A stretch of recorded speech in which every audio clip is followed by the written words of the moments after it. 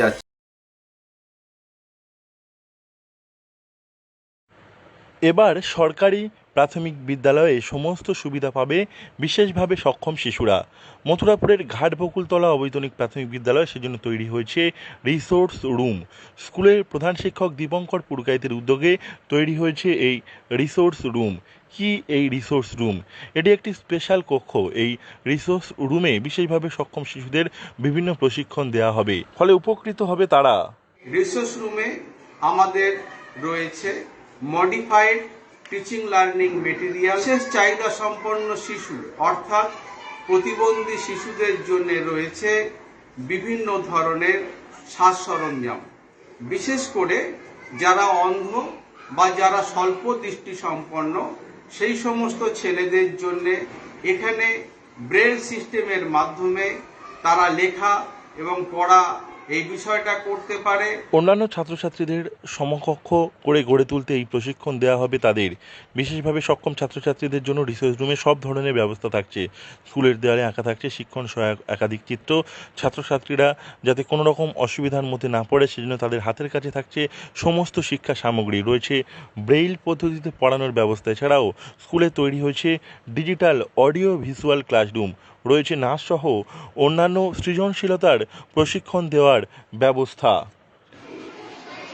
আমাদের স্কুলে দীপঙ্করবাবু প্রধান শিক্ষক হয়ে আসার পরে থেকে এই যে অভিনব যে ব্যবস্থাগুলো উনি নিয়েছে, এতে ছাত্রছাত্রীদের মধ্যে ভীষণ উৎসাহ দেখা যাচ্ছে এবং ছাত্রছাত্রীরা আগের থেকে অনেক বেশি প্রোগ্রেসিভ হচ্ছে এবং স্কুলে আসার হার ছাত্রদের অনেকটা বেড়েছে। আগে যে অ্যাবসেন্টের ভাগটা অনেক বেশি ছিল, এখন সেটা অনেক কমে গেছে। এ নিয়ে স্কুলের প্রধান শিক্ষক দীপঙ্কর পুরকাইত জানিয়েছেন, স্কুলের এই ধরনের প্রয়াস এলাকার মানুষজনের মধ্যে ব্যাপক সাড়া ফেলেছে। এই রিসোর্স রুম ও ডিজিটাল ক্লাসরুম আগামী দিনে অন্যান্য স্কুলগুলিকে পথ দেখাবে। আগামী দিনে সম্পূর্ণ স্কুলকে শিশু বান্ধব হিসেবে গড়ে তোলার পরিকল্পনা রয়েছে তাঁর। স্থানীয় বাসিন্দাদের সেজন্য তার সঙ্গে সহযোগিতা করার অনুরোধ করেছেন তিনি। এই মুহূর্তে ঘাটবকুলতলা অবৈতনিক প্রাথমিক বিদ্যালয়কে তার উদ্যোগেই সাজিয়ে তোলা হচ্ছে। স্কুলটিকে বিশেষভাবে সক্ষম ছাত্রছাত্রীদের জন্য একটি আলাদা ব্যবস্থা করা হয়েছে। এই স্কুলে ব্রেল পদ্ধতিতে পড়ানোর ব্যবস্থাও রয়েছে। দক্ষিণ 24 পরগনা থেকে নবাব মল্লিকের রিপোর্ট, লোকাল 18 বাংলা।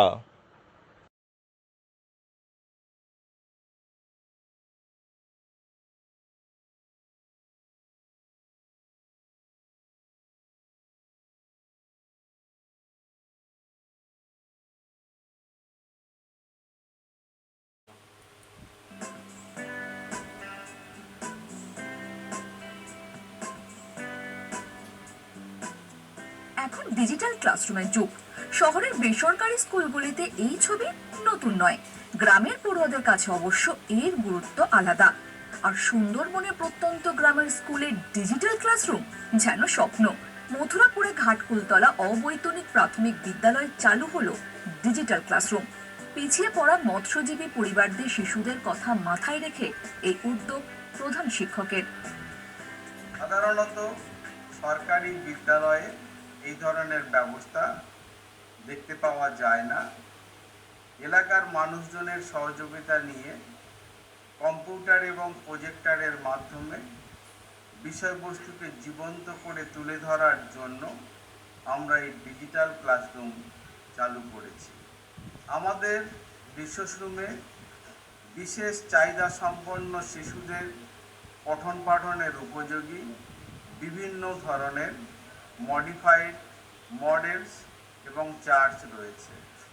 বিশেষ করে যারা দৃষ্টি প্রতিবন্ধী বা স্বল্প দৃষ্টিসম্পন্ন শিশু, তারা কিভাবে ব্রেলের মাধ্যমে লেখাপড়া করে, টেলার ফ্রেমের মাধ্যমে অঙ্ক করে বা স্পর্শ করে কী করে বিভিন্ন বিষয়বস্তু সম্পর্কে জ্ঞান অর্জন করে, এর সমস্ত বিষয়বস্তু আমরা এই রিসোর্স রুমের মধ্যে রেখেছি। ডিজিটাল ক্লাসরুম পড়ুয়াদের মধ্যে ব্যাপক সাড়া ফেলেছে। তারা ছবি ও ভিডিও দেখে পড়াশোনায় আগ্রহী হচ্ছে। প্রত্যন্ত গ্রাম্য এলাকায় ডিজিটাল ক্লাসরুম হওয়ায় খুশি পড়ুয়ারা। আমাদের থেকে ডিজিটাল ক্লাসরুম চালু হয়েছে। এর দ্বারা আমরা সব কিছু সহজে শিখতে পারছি ও বুঝতে পারছি। আমাদের স্কুলে নাচ গান ও যোগব্যায়ামেরও ব্যবস্থা করা হয়েছে। বিশেষভাবে সক্ষম শিশুদের জন্য রয়েছে স্কুলের সমস্ত শিক্ষা সামগ্রী। আমাদের এখানে স্কুলগুলোতে নিজেদের উদ্যোগে অভিভাবকরা তারা যে পর্দার মাধ্যমে বা ডিজিটালের মাধ্যমে যে বাড়িতে পড়াশোনা করাবেন সেরকম অবস্থাপন্ন কেউ নয়। আমাদের প্রধান শিক্ষক মহাশয় এসে এই অভিনব একটা উদ্যোগ নিয়েছেন। ডিজিটাল ক্লাসরুম এবং রিসোর্স সেন্টার দুটোরই উদ্বোধন হয়েছে। প্রজেক্টর এবং কম্পিউটারের মাধ্যমে তাদের কাছে আমরা তাদের যে পাঠ্যসূচি সেই বিষয়টা ছবির মাধ্যমে তাদেরকে যখন পড়াচ্ছি তারা সেগুলো দেখে খুবই অনুপ্রাণিত হয়েছে এবং তারা তাদের সেই পাঠটা অনেক সহজে তাদের মধ্যে উপলব্ধি করতে পারছে। আগামী দিনে স্কুলকে শিশু বান্ধব হিসেবে গড়ে তোলার পরিকল্পনা রয়েছে প্রধান শিক্ষকের। এই ব্যাপারে স্কুলকে সহযোগিতা করতে স্থানীয় বাসিন্দাদের এগিয়ে আসার অনুরোধ জানিয়েছেন তিনি। ইটিভি ভারত, দক্ষিণ 24 পরগনা। ভাগ্যপুরতলা অবৈতনিক প্রাথমিক বিদ্যালয়ের 4র্থ শ্রেণীর ছাত্রছাত্রী। আজকের আমরা ক্লাসে সাধারণ নিয়মের বাইরে গ্রুপ করে পড়ানোর ব্যবস্থা করেছি। আজকের আমরা আলোচনা করব নানা রকম হাতের কাজ, সেই জিনিসগুলো কোথায় পাওয়া যায় এবং কি কি দিয়ে তৈরি। সায়ন একটা জিনিসের নাম বলো। নৌকো। নৌকো কি দিয়ে তৈরি হয়?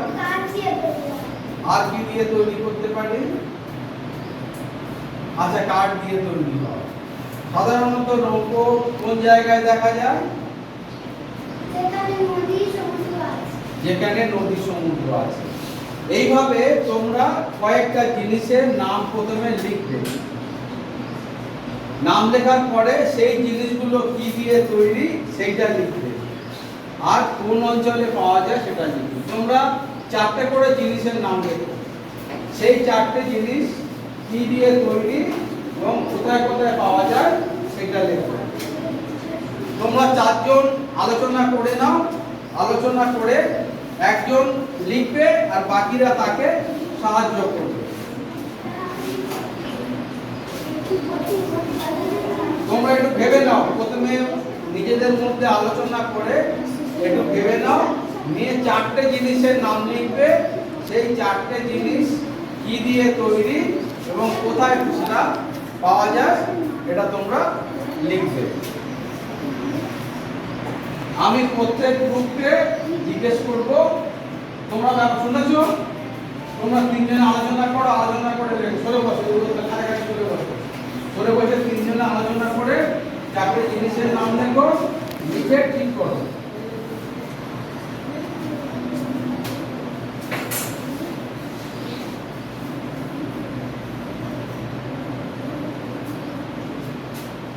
প্রথমে একটু আলোচনা করে নাও, 4টে জিনিসের নাম কি লিখবে। হয়ে গেলে আমাকে বলবে।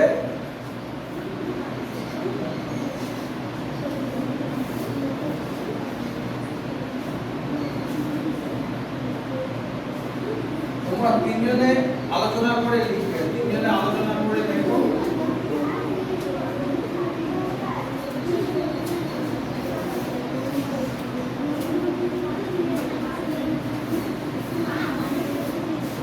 চারটে জিনিসের নাম লেখো।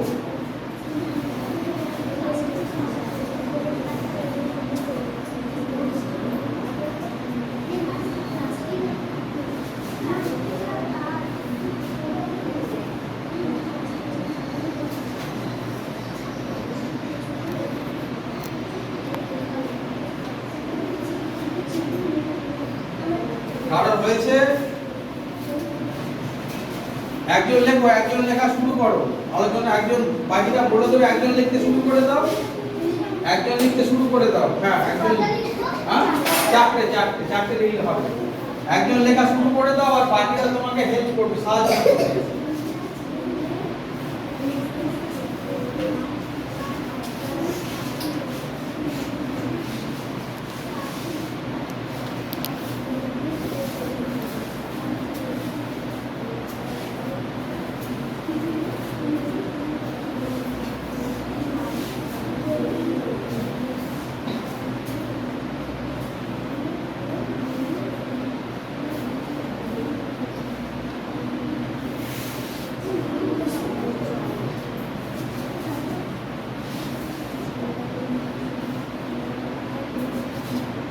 শুধু কি দিয়ে তৈরি হয় লেখো, তাও লিখলে হবে।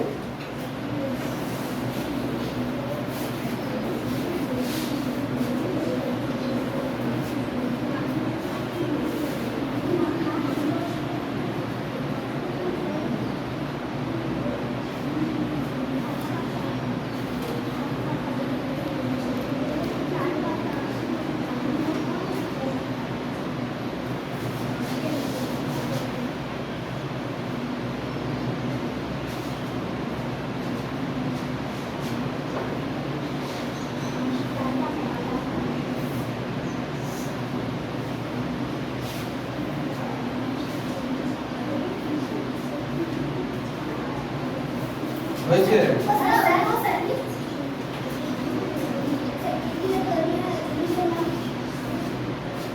জিনিসের নাম আর কি দিয়ে তৈরি হতো, সাথে এটা দিয়ে এটা বললেও হবে।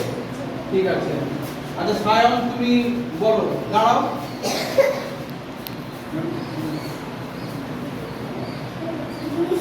এদিকে মুখ করে দাও, এদিকে মুখ করে দাও। দাঁড়িয়ে দাঁড়াও। হ্যাঁ, এদিকে এসো। এখানে দাঁড়িয়ে বলো। বলো। জিনিসের নাম নৌকো কি দিয়ে তৈরি, কাঠ দিয়ে তৈরি, চিরুনি প্লাস্টিক দিয়ে তৈরি, ঘুড়ি বাঁশের পেটি ও সুতো দিয়ে তৈরি, ঝাড়ু তাল গাছের পাতা দিয়ে তৈরি। আচ্ছা, এ কি সব ঠিক লিখেছে? বাকিরা শুনেছো? এ কি সব ঠিক লিখেছে? যাও বসো, বাকিরা লেখো।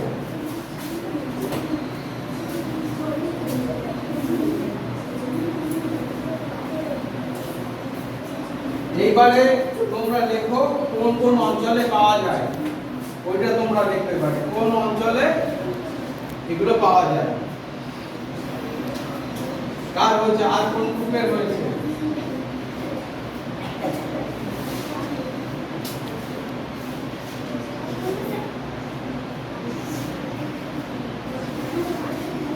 দিশা হয়েছে?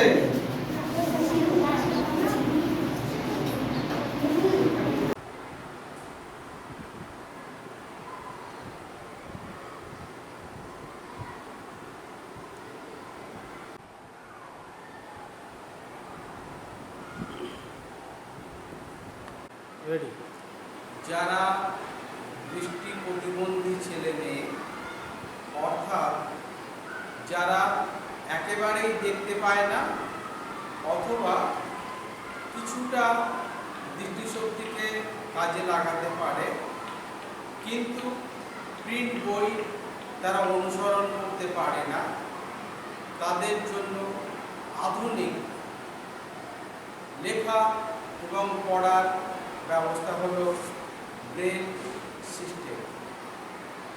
লুইস ব্রেল এই ব্রেল সিস্টেম প্রবর্তন করেছিলেন। আজ আমরা ব্রেল সিস্টেমে ব্রেল অ্যালফাবেট কিভাবে লেখা যায় সে সম্পর্কে আমরা জানব।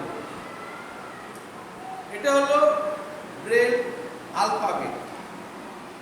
এখানে 6টা ঘর আছে।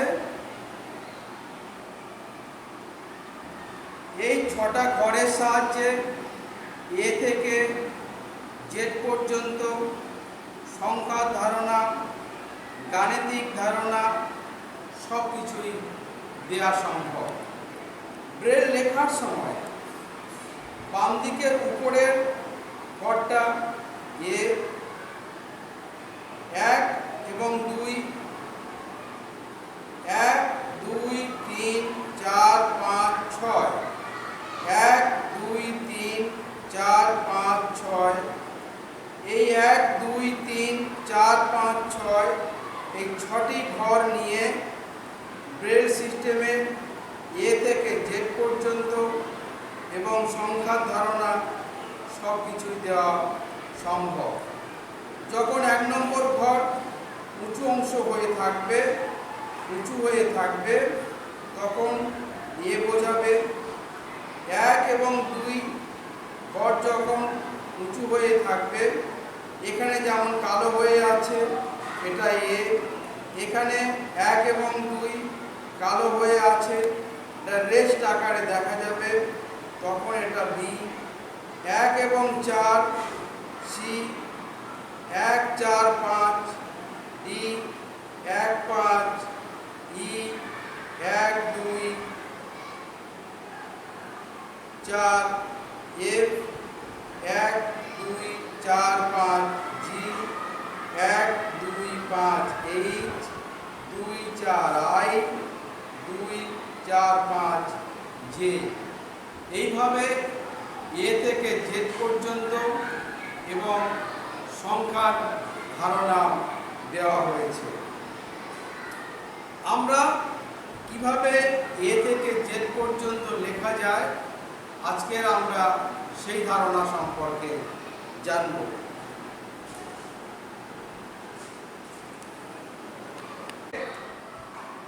এর দুটো অংশ, উপরের অংশ, নিচের অংশ, আর এখানে 6টা করে খাঁজ করা আছে।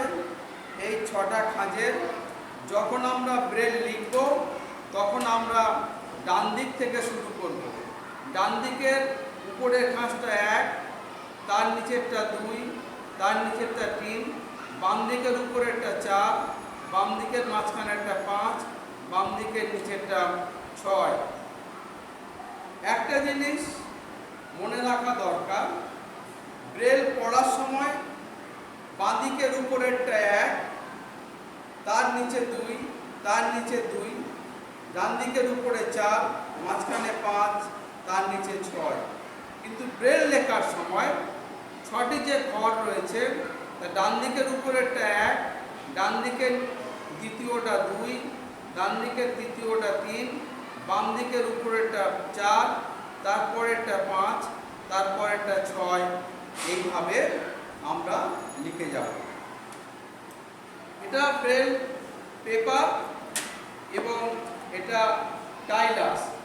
এই টাইলাসকে আমরা এইভাবে ধরে ধীরে ধীরে ব্রেল লেখা শুরু করব। এইভাবে ব্রেল পেপারটা দিলাম, দিয়ে এখানে সেট করে একটু চাপ দিলেই ব্রেল পেপারটা সেট হয়ে যাবে। আমরা এখানে 6টা ডট মারলাম, একটা গ্যাপ ছেড়ে দিয়ে একের ঘরটা মারলাম, এ হয়ে গেল। 1 এবং 2 মারলাম, বি হয়ে গেল। 1 এবং 4 মারলাম, সি হয়ে গেল। 1 4 5 মারলাম, ডি হয়ে গেল। 1 5 মারলাম, এফ ই হয়ে গেল। 1 2 4 মারলাম, এফ হয়ে গেল। 1 2 4 5 মারলাম, জি হয়ে গেল।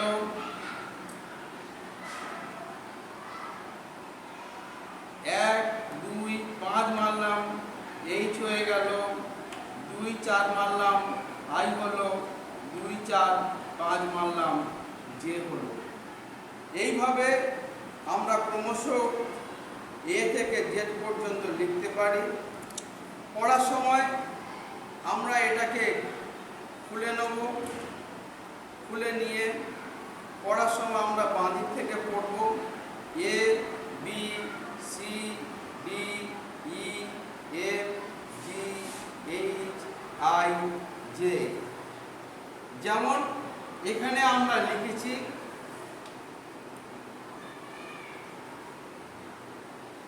এ B C D E F G H I J K L M NOPQRSTUVWXYZ। এখন আমরা লিখব Ram is a good boy. তাহলে আমরা কিভাবে লিখব? আমরা একটা ডট সিচ দিলাম, আর দিলাম, এ দিলাম, এম দিলাম, একটা ঘর ছেড়ে দিলাম, আই দিলাম, এস দিলাম, ইজ, এ দিলাম, G, double O, D good, B O Y. আমরা লিখলাম Ram is a good boy. ডান দিক থেকে লিখলাম, কিন্তু পড়ার সময় আমরা বাম দিক থেকে পড়ব, রাম ইজ এ গুড বয়। এইভাবে এই ব্রেল আলফাবেটকে অনুসরণ করে এ থেকে জেড পর্যন্ত, 1 থেকে 9 পর্যন্ত, তারপরে full stop, comma, semicolon, colon, hash, note of, question marks, interrogation, at the rate of, এইভাবে আমরা ক্রমশ চলে যাব।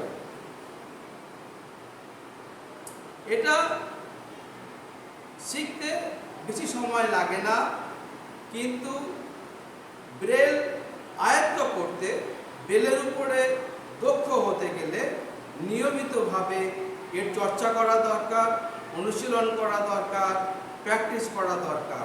এবং ব্রেল লেখার সঙ্গে সঙ্গে ব্রেল যেটা লিখলাম সেটা ঠিক লিখলাম না ভুল লিখলাম, এটা পড়ে সঙ্গে সঙ্গে দেখতে হবে। অর্থাৎ লেখা এবং পড়া, পড়া এবং লেখা একসঙ্গে চালালে তবেই আমার অ্যাকিউরেসি ভালো হবে, দ্রুত হবে এবং সুন্দর হবে।